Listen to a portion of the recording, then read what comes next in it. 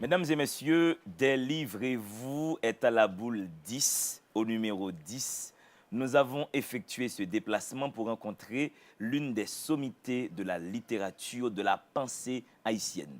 Ça fait 100 ans que l'aventure Odette Roy-Fonbrun dure. 100 ans qu'elle est parmi nous, 100 ans pour proposer de la valeur, de l'intelligence et de l'amour. Nous sommes donc chez elle, sur sa terrasse, toute une équipe y est. Madame Fonbrun, bienvenue à Délivrez-vous. Merci de venir jusque chez moi pour m'interviewer. J'en suis vraiment très reconnaissante parce que me déplacer est plus difficile. Ouais. Alors, il faut dire que Odette Roy-Fonbrun est très connue dans le milieu de la littérature jeunesse. Il y a très peu d'enfants qui fréquentent des bibliothèques qui n'ont pas été exposés à votre plume. D'où vous est venu ce besoin de proposer du texte pour les plus jeunes? Je dois dire que ce n'est pas seulement pour les plus jeunes. Je suis hantée par les problèmes, que ce soit de la jeunesse, que ce soit des adultes, que ce soit du pays.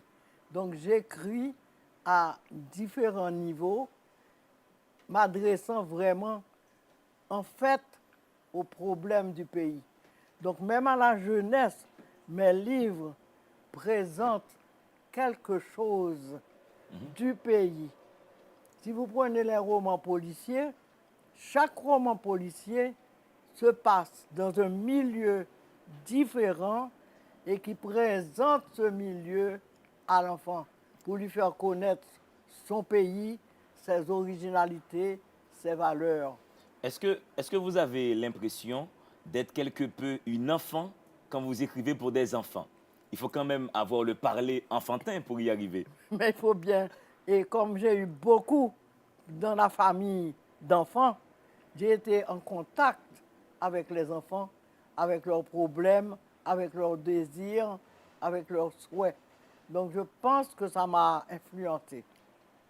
Mais quand vous me dites les livres et moi, je crois que je vis au milieu de livres, je vis dans les livres et j'écris des livres. Donc les livres et moi, c'est du matin au soir et du soir au matin.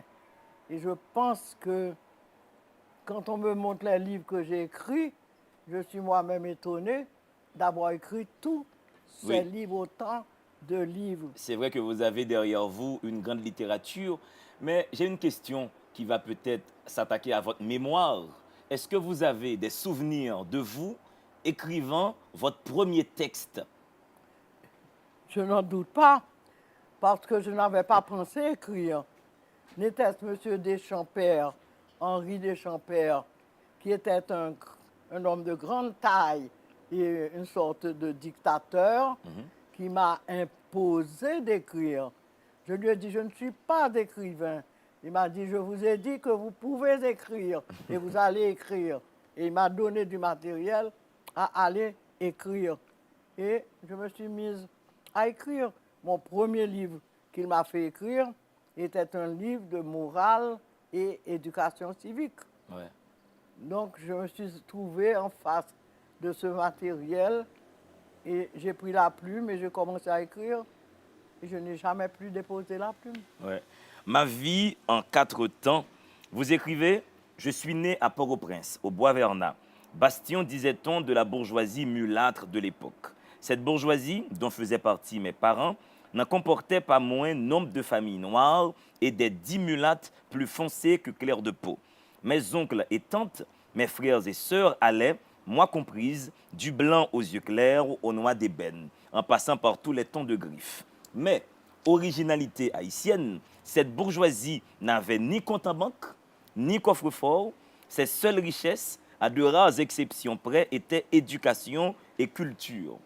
Voici une bourgeoisie haïtienne qu'on ne connaissait pas, une bourgeoisie sans compte en Je banque. peux vous le dire, et j'insiste, cette bourgeoisie était pauvre. Il y avait quelques rares familles riches qui étaient plutôt d'origine étrangère. Syro-libanaise. Non, Non. à ce moment-là, ce n'était pas encore libanais. C'était les Allemands, j'imagine. C'était plutôt Ouais. allemand Et français. et jamaïcain d'origine comme Brandt.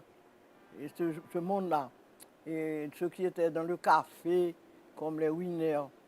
Mais dans l'ensemble, ce qu'on appelait, et disons les sans-familles traditionnelles du pays, étaient pauvres, je dirais pauvres, je n'ai pas dit misérables, mais pauvres.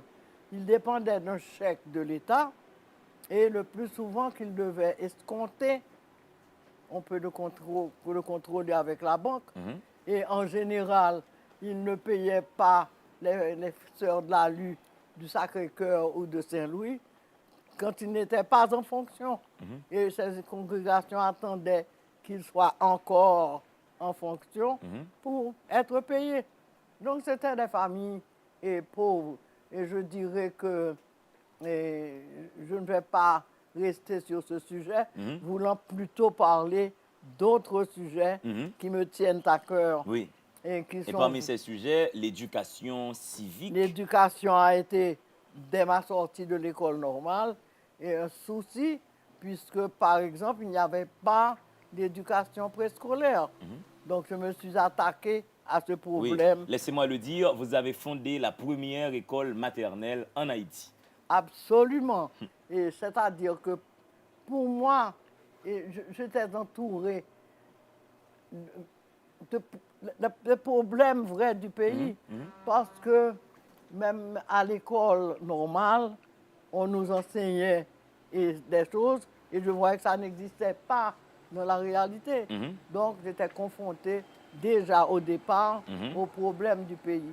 Et je crois que toute ma vie a été consacrée à résoudre les problèmes d'autrui et les problèmes du pays. Est-ce que vous pensez, Odette Wafombrun, que l'éducation civique a échoué avec votre regard de centenaire? Il est évident que si je vois des jeunes étudiants en train de craser, briser, quand je les regarde dans la rue, en train de vraiment vociférer, craser, briser, je me dis que l'éducation civique a échoué. Car ce sont ces jeunes qui représentent l'avenir du pays. Ce sont ces jeunes qui auraient dû être déjà réunis pour étudier les problèmes de leur communauté, chercher des solutions. Tout problème a une solution. Ce n'est pas dans la rue, dans craser, briser, qu'on va trouver. Oui, ça peut se gérer sur d'autres terrains. Donc je peux dire que pour moi, l'éducation civique a échoué parce que j'ai écrit l'histoire d'Haïti. J'ai vécu les divisions constantes dans notre histoire. Et à l'heure actuelle encore, je retravaille l'histoire. J'ai fait cette histoire de Saint-Domingue. Et toute l'histoire de Saint-Domingue, vous allez voir ces forces du pays qui s'entredéchirent